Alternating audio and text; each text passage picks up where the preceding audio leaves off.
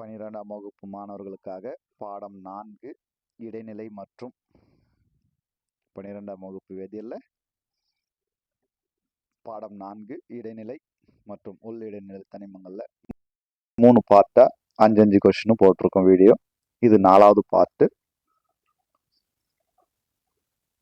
இதுல state Hume ரோத்ரி rule அப்படின்னு டைரக்டா கொஸ்டின் வரலாம். இல்லைன்னா write rules for the formation of alloys அப்படின்னு வரலாம். Write rules for the formation of alloys. என்னென்ன அதுக்கு முன்னாடி அலாய்னா என்ன அப்படின்னு சொன்னீங்கன்னா, இப்போ ஒரு தனிமங்கள் இப்படி, அதாவது உலோகங்கள்ல இப்படி நெருக்கமாக அமைக்கப்பட்டு இருக்கு அப்படின்னு நினைச்சுக்கோம். இப்படி இருக்கும்போது உலோக கலவை அப்படின்னு சொன்னா அலாய்னா சொன்னா it's a homogeneous mixtures of 2 or more metals சொல்லுவோம். ஃபார் எக்ஸாம்பிள் நம்ம கோல்டு செயின் அப்படின்னு சொன்னா it contain 91.6% gold, rest percent copper. 91.6% தங்கத்தையும் மீதம் இருக்கிற காப்பரையும் கொண்டிருக்கு. அப்ப 2 உலோகங்கள் கலந்த கலவை தான் நம்ம தங்க செயின் ஆகட்டும், இல்ல தங்கத்திலான கம்பல், மற்ற நகைகள் ஆகட்டும். 22 கேரட் அப்படின்னு சொன்னோம்னா 916 ஹால்மார்க் அப்படின்னு சொல்லக்கூடியது. மாணவர்களுக்கு உங்களுக்கு புரியுன்றதுனால அதை எடுத்துக்கிறோம். இப்போ இதுல அலாய்ஸ் ஃபார்ம் ஆகும் போது இங்க நான் வேற கலர் யூஸ் பண்ணிக்கிறேன்.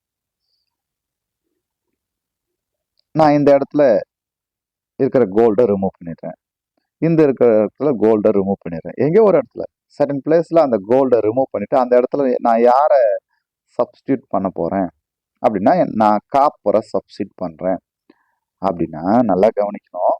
இங்க மட்டும்தான், வேற எங்க வேணாலும் நடக்கலாம் சார் சப்ஸ்டியூஷன். அதாவது one atom is replaced by another atom. அப்படிதான். அப்போ இதனுடைய சைஸும் எதனுடைய சைஸும் சால்வெண்ட்டுடைய சைஸும் சொல்யூட்டுடைய சைஸும் சேமா இருக்கணும், சேமா வேலன்சி இருக்கணும், சேமா ஸ்ட்ரக்சர் இருக்கணும், சேமா எலக்ட்ரோநெகட்டிவிட்டி இருக்கணும். அதுதான் இங்க வார்த்தைகளா நம்ம கொடுக்க போறோம். அப்போ ஹியூம் ரோத்ரி ரூல்ல point number 1, solid and solvent difference in atomic radii should be less than 15% அப்படின்ட்டு பாயிண்ட் நம்பர் 1ல கொடுத்துருக்கோம். சரியா? பாயிண்ட் நம்பர் 1ல the difference in atomic radii, அதாவது உருவளவு வேறுபாடு 15% குறைவா இருக்கணும். 15% குறைவா இருக்கணும்னா ரெண்டும் ஒரே உருவளவு கொண்டு இருந்தா நல்லது, உருவாகும். அப்போ ஒரு தனிமத்துடைய அணு நீக்கப்பட்டு அந்த இடத்துக்கு வேறொரு தனிமத்துடைய அணு நிரப்பப்பட்டா அந்த உலோக கலவை உருவாகும். அப்போ உலோக கலவை உருவாகணும்னா difference in atomic radius should be less than 15%. Second பாயிண்ட்ல அந்த பச்சை கலர் கொடுத்துருக்கு தான் முக்கியமா. இப்போ என்னுடைய structure BCC, body centred cubic ஸ்ட்ரக்சர்னா, அதாவது கோல்டு அப்படின்னு சொன்னா, அப்போ சப்ஸ்டியூட் ஆகக்கூடிய அந்த எலமெண்ட்டுடைய கிறிஸ்டல் ஸ்ட்ரக்சர் என்னவா இருக்கணும்? அவனும் பிசிசியா இருந்தா தான். யோசிச்சு பாருங்க, என்னுடைய ஷர்ட் 38, என் ஃப்ரெண்டோடைய ஷர்ட்டும் 38னா அவன் ஷர்ட்டை நான் வாங்கி போட்டுக்கலாம் அல்லவா, என் ஷர்ட்டை அவன் போட்டுக்கலாம் அல்லவா, சூட் ஆகும் அல்லவா. அப்போ ஒரே சைஸ் இருந்தா ஷூட் ஆகும். அது போலதான் நான் சொல்ல வரேன். அப்போ அவனுடைய கிறிஸ்டல் ஸ்ட்ரக்சர் 1, என்னுடைய கிறிஸ்டல் ஸ்ட்ரக்சரும் 1, அவனுடைய வேலன்சி +1, என்னுடைய வேலன்சியும் +1 இருந்தா it is more suitable to form alloys.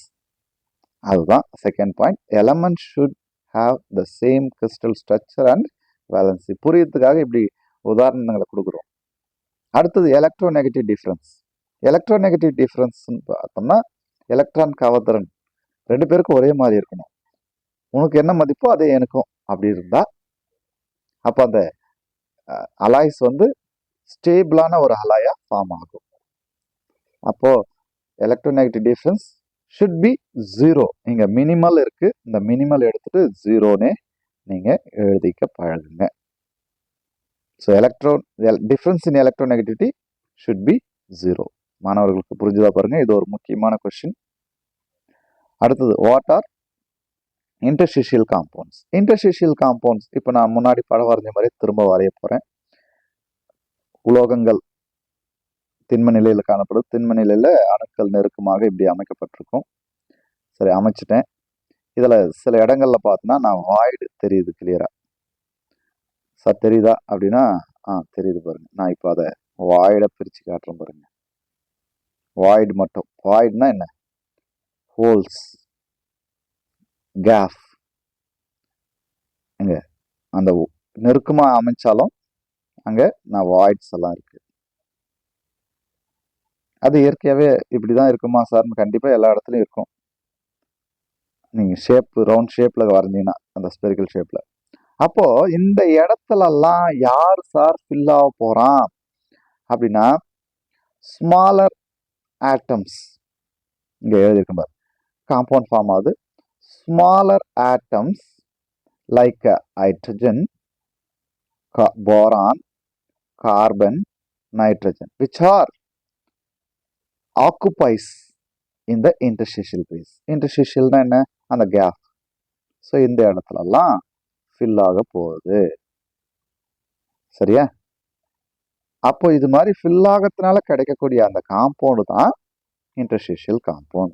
அப்போ compounds formed when smaller atoms such as hydrogen, boron, carbon or nitrogen are trapped in the புக்கில் அப்படிதான் கொடுத்துருப்பாங்க. Smaller interstitial compounds are formed when smaller atoms like hydrogen, boron, carbon and nitrogen are trapped in the interstitial position in the metal lattices அப்படின்ட்டு நான் படம் வரைஞ்சி காமிச்சிருக்கேன் பாரு. இது மாதிரி நீங்க படம்லாம் வரைய தேவையில்ல, புரிஞ்சுக்கிறதுக்காக.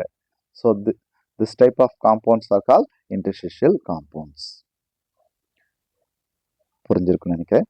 அதாவது உலோகங்களின் அணிக்கோவை புள்ளிகளுக்கு இடைப்பட்ட இடைவெளியில் சிறிய உருவளவில் உள்ள ஹைட்ரஜன், போரான், கார்பன், நைட்ரஜன் போன்ற அணுக்கள் நிரப்பப்படுவதால் உருவாகும் அந்த சேர்மங்களுக்கு இடைசெருகல் சேர்மங்கள் என்று பெயர் அப்படின்னு சொல்லுங்க. எடுத்துக்காட்டா கார்பன் ஃபில்லா இருந்தா டைட்டானியம் அந்த மெட்டல் லாட்டிசஸ்ல அது டிஐசி, டைட்டானியம் கார்பைடு அப்படின்னு சொல்றோம். நிக்கல் அந்த உலோக அணிக்கோவை இடைவெளியில் ஹைட்ரஜன் நிரப்பப்பட்டா அதுதான் ராணி நிக்கல் அப்படின்றது வரலாம். Nickel hydrogen. சரி, இதனுடைய ப்ராப்பர்ட்டி என்ன? இங்க கீழே கொடுத்துருக்காங்க, அதான் முக்கியமான கொஸ்டின். 19வது கொஸ்டினா கொடுத்துருக்கோம் பாரு. இப்போ நம்ம இன்டர்ஸ்டிஷியல் காம்பவுண்ட்ஸ் பார்த்தோம். அப்போ இன்டர்ஸ்டிஷியல் காம்பவுண்ட்ஸ் உடைய ப்ராப்பர்ட்டிஸ் என்னது? ஸோ முக்கியமான கொஸ்டின் அது சேர்ந்திருக்கு. They have good conductors of electricity. So சேர்த்து பார்த்துலாம் தான் அதுக்கு போறேன்.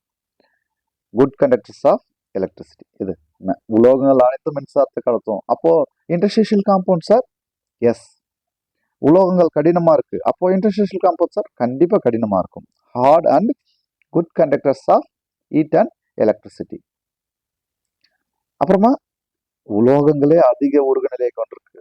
அப்போ இந்த interstitial compounds, yes, they have high melting point than pure metals.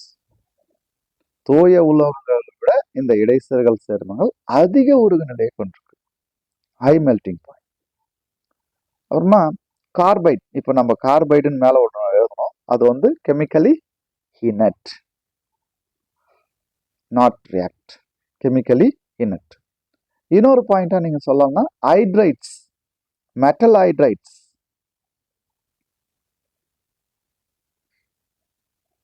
Metal hydrides அப்படின்னு சொன்னோம்னா இப்போ நிக்கல் அவனா கூட ஹைட்ரஜன் சேர்ந்து இருக்குன்னா அது என்னவா யூஸ் ஆகுது? ரெடியூசிங் ஏஜென்டா யூஸ் ஆகுது.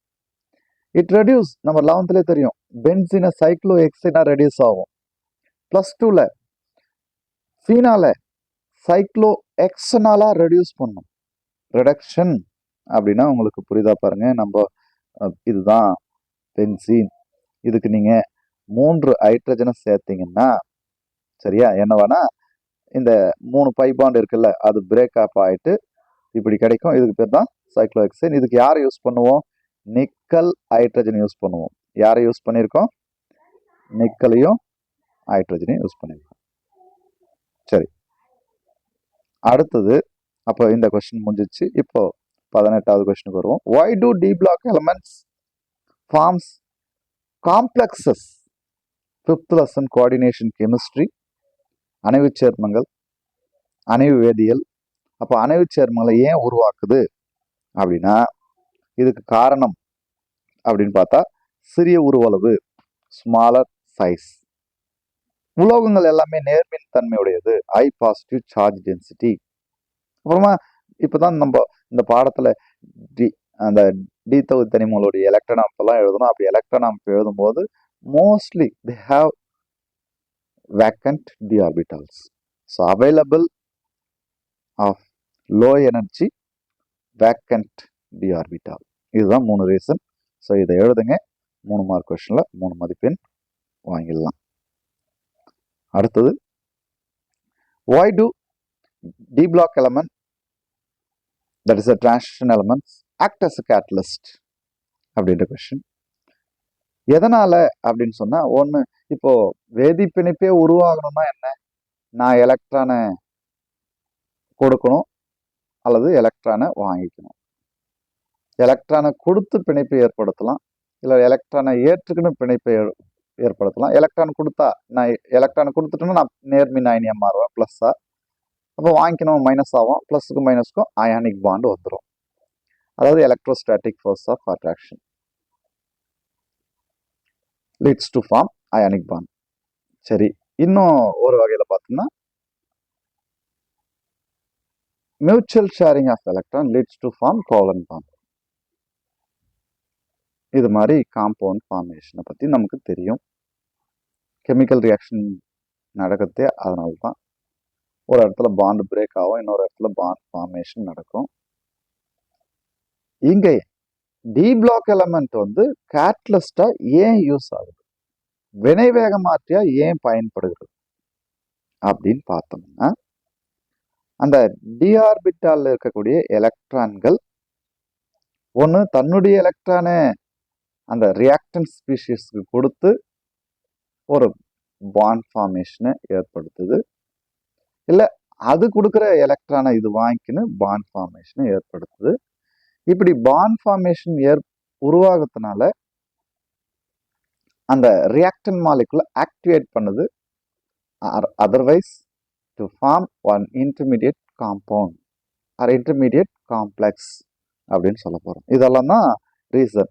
அப்போ transition metal possesses partially filled d orbital and variable oxidation state. இது ஒரு ரீசன். இது நம்ம இந்த ரீசன் நம்ம வந்து பார்த்துட்டோம். அதாவது கம்ப்ளீட்டாக ஃபில் ஆனவன் யாரு அப்படின்னா ஜிங்கு. மற்றவன் எல்லாமே இன்கம்ப்ளீட் டி ஆர்பிட்டால் தான். That is partially filled d orbital. It shows a variable oxidation state. அது one of the reason. Second reason, they have energetically accessible d orbital that can accept electrons from reactant molecules. இதுதான் நான் சொன்னேன். ரியாக்டன் molecules கிட்ட electron எக்ஸஸாக இருந்தால் அது கொடுத்து இது வாங்கிக்கின்னு அதை ஆக்டிவேட் பண்ணும். இல்லைனா they can form temporary intermediate complex with reactants. எப்படின்னா இது ப்ரொவைட் பண்ணும், ப்ரொவைடிங் ஆல்டர்னேட்டிவ் ரியாக்டன் பாத்வேனா இட் கிவ். அதாவது இது எலக்ட்ரானை கொடுத்து பாண்ட் ஃபார்ம் பண்ணும். அப்போது அந்த நேரத்தில் எனர்ஜி கன்சப்ஷன் பார்த்தோம்னா லோவாக இருக்கும். அப்போது lower activation energy, increasing rate of reaction. அப்போது யாரெல்லாம் யூஸ் பண்ணுறாங்க, இதில் ஒரு கொஸ்டின் நீங்கள் ஞாபகம் வச்சுங்க. What is Ziegler Natta catalyst? Titanium tetrachloride plus triethyl aluminium AlC2H5 thrice. This mixture is called Ziegler-Natta catalyst.